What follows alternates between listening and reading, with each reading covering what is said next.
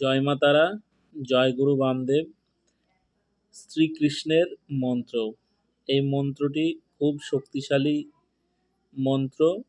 এই মন্ত্র প্রতিদিন জপের ফলে শ্রীকৃষ্ণের দর্শন হয়।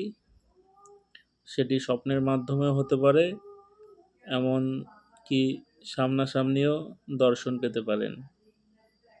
শ্রীকৃষ্ণ আপনার সামনে প্রকট হতে পারে এই মন্ত্রের জপের ফলে। মন্ত্রটি হচ্ছে ওম ক্লিম কৃষ্ণায় গোবিন্দায় গোপীজন বল্লভাই স্বাহা। খুব ছোট্ট একটি মন্ত্র। এই মন্ত্র অত্যন্ত গোপনীয় এবং অদ্ভুত চমৎকার মন্ত্র।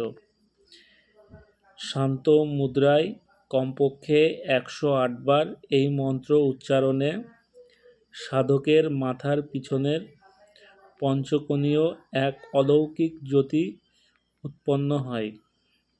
এটি ত্রিভুতাকৃতি রূপে প্রকাশ পায়। ভগবান শ্রীকৃষ্ণকে সাক্ষাৎ করার জন্য এই মন্ত্র অক্ষম।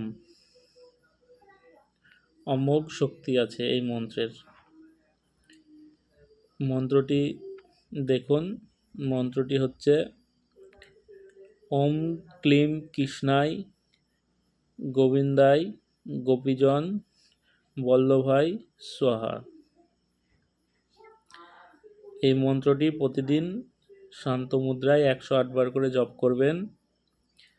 দেখবেন আপনারা শ্রীকৃষ্ণের দর্শন পাবেন। সেটি স্বপ্নের মাধ্যমে হতে পারে,